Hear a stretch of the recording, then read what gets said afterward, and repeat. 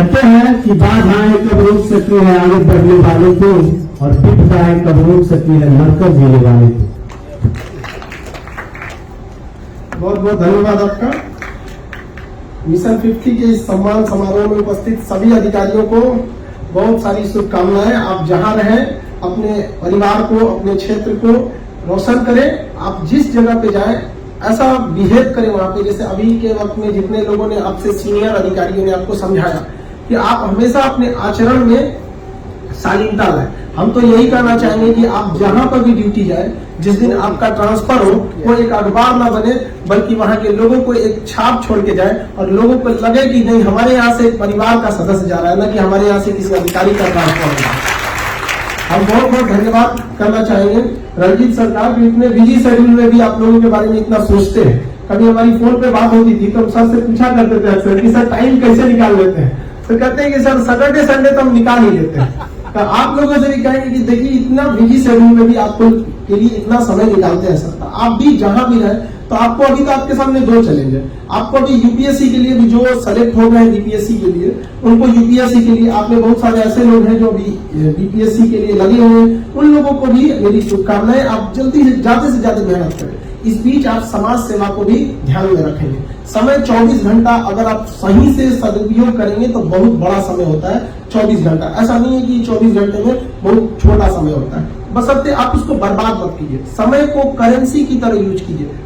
आप कितने भी अमीर हो जाएंगे, आपकी जेब से 10 रुपए गिरेगा तो छोड़ के चले जाएंगे।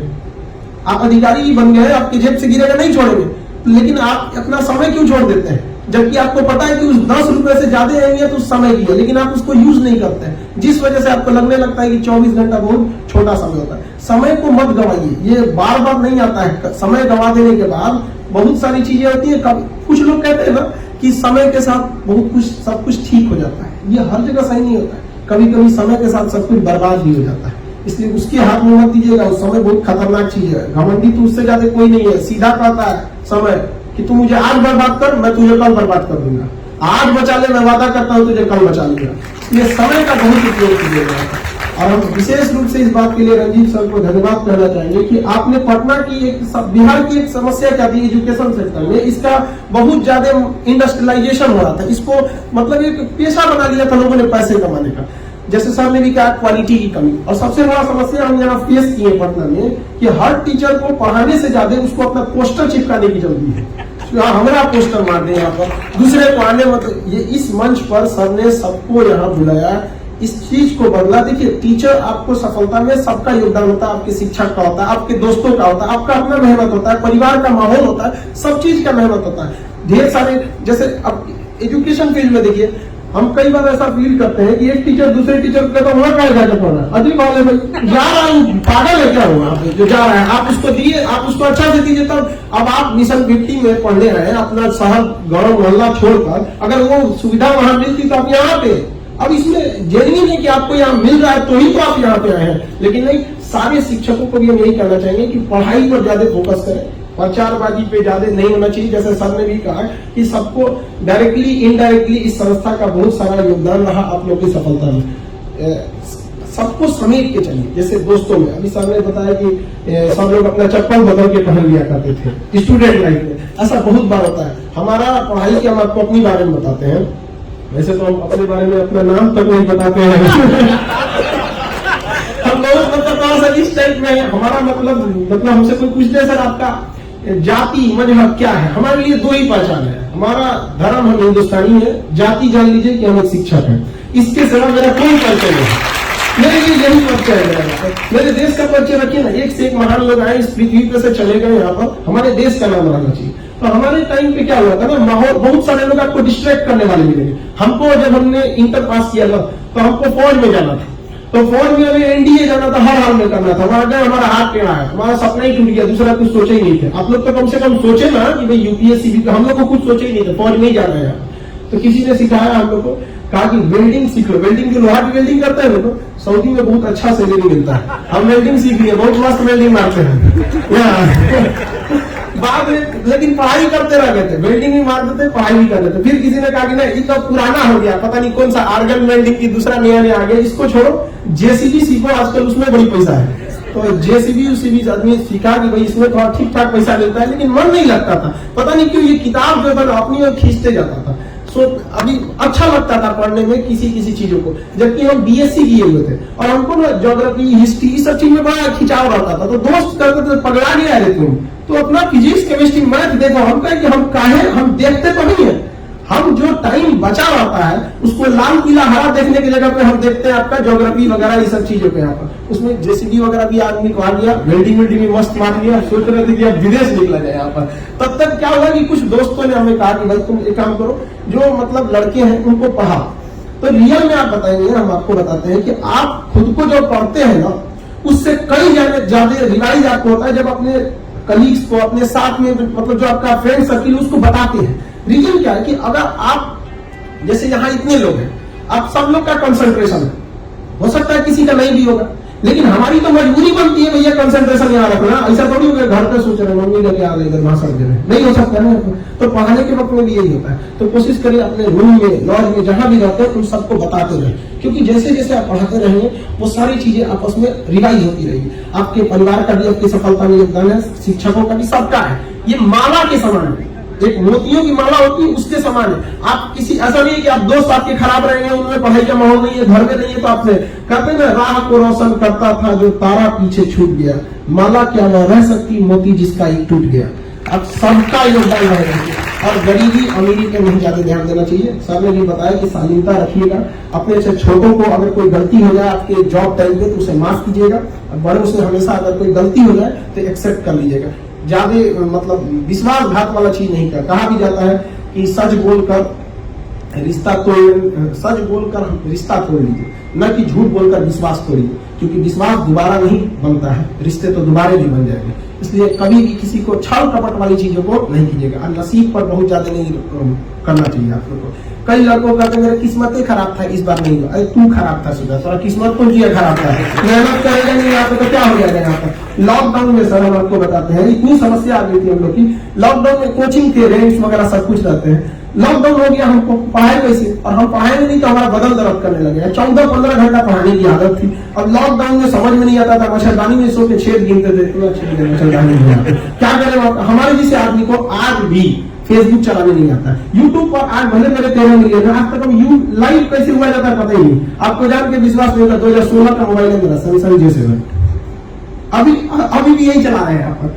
तो हमको कुछ अता पता भी नहीं था, लेकिन अगर हम समय के हिसाब से बैठे रहते हैं तो बहुत सब गंवा दिए रहते, लेकिन समय को नहीं गंवाइए। जिस दिन जनता कर्फ्यू लगा था हम उसी दिन से यूट्यूब पर पढ़ाना चालू कर दिए। धीरे धीरे लोगों को पता नहीं क्या समझ में आ गया, छोट को लड़का पता नहीं क्या देखता है, उसको पता नहीं क्या मिल रहा है, हमको नहीं समझ में आया जो पढ़ाई।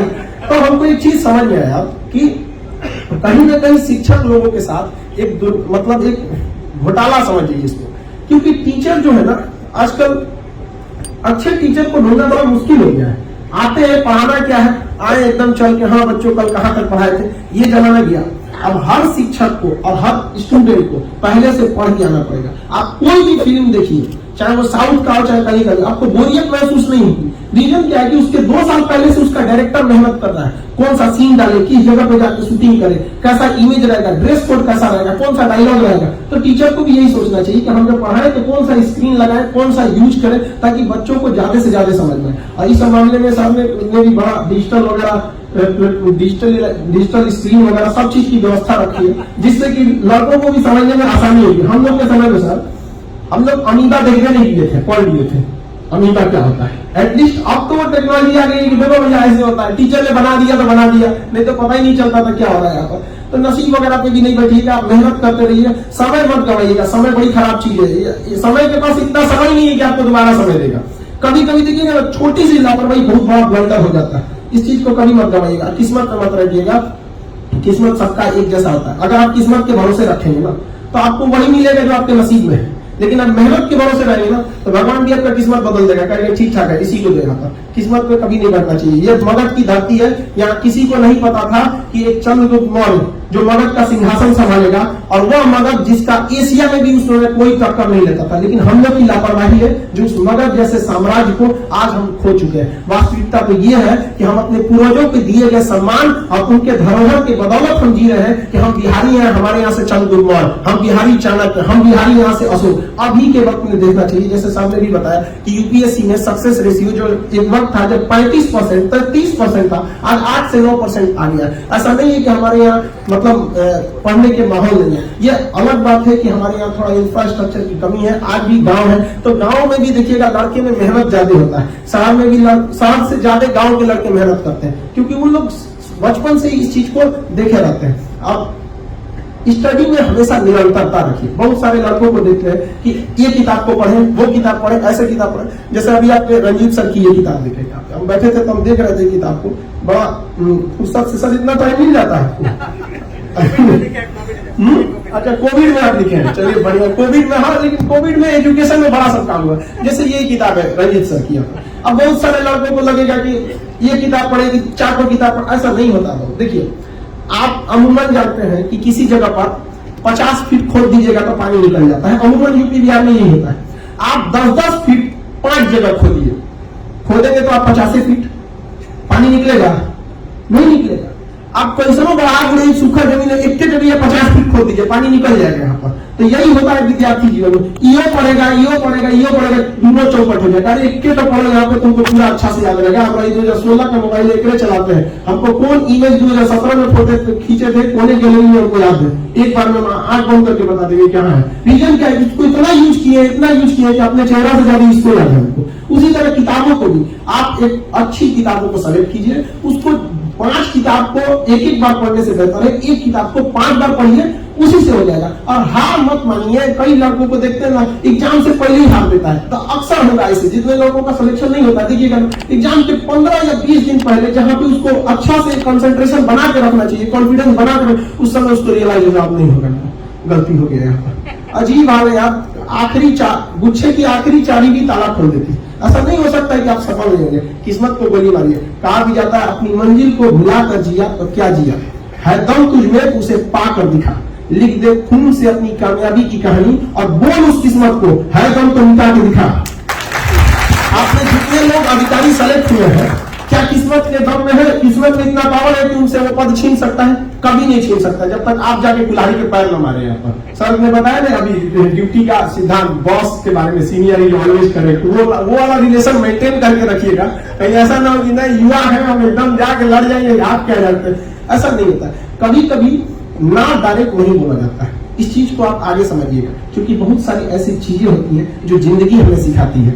खाली पेट और खाली जेब जो हमें तालीम देगी, वो किसी यूनिवर्सिटी और स्कूलों में नहीं सिखाया जाता है। कहा जाता है कि चंद छेद क्या हुए मेरे जेब में, सिक्कों से ज्यादा तो रिश्तेदार गिर गए हमारे। तो बहुत ऐसा समय आएगा जो जिंदगी आपको ऐसा सिखाएगी जो आपको बहुत बार रियलाइज होगा। कई बार ऐसा भी होता है कि आपको अपने जूनियर से भी सीखना होता है, क्योंकि यहाँ ज्यादातर सेलेक्टेड अधिकारी ही है। तो कई बार आपको ऐसा मिलेगा, तो इस ईगो में नहीं रहिएगा कि मेरा जूनियर है, इससे नहीं सीख सकते। कई बार पढ़ाने के दौरान हम लोग भी स्टूडेंट से सीखते हैं कि यार ये कितना अच्छा एग्जाम्पल दिया, उसको लिखना पड़ता है, अगली बार में यही एग्जाम्पल हम भी देंगे। ये सब सीख नहीं रखिएगा। मर्यादा पुरुषोत्तम राम जी के अपने भाई थे लक्ष्मण जी, जब रावण मृत सैया पर बैठा था तो वो भी शिक्षा लेने के लिए भेजे थे।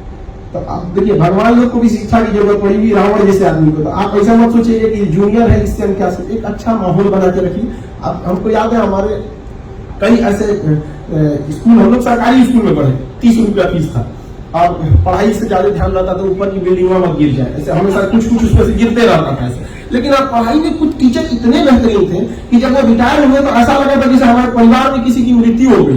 नहीं देखते, अजीब किसी का कभी दादा वगैरह को अजीब लगता था स्कूल में। अब कुछ ऐसे भी टीचर मिले जिन्हें आज भी देख के आदमी बोल जाता है, हटा लिया इनको। रीजन क्या है? उन्होंने अपने कर्तव्य का पालन नहीं किया। ऐसा नहीं कि उन्हें पढ़ाने नहीं आता, आगे बैठ के कुर्सी तोड़ेंगे। तो आप लोग भी जहां जाएंगे नाम ऐसा कीजिए ताकि आने वाली पीढ़ियां आपको याद रखे, आपसे प्रेरणा ले। आप देखिएगा जब कभी कोई चीज तो आप ही से पूछते हैं, आप सरकारी बस में चढ़ना चाहेंगे कि प्राइवेट बस में?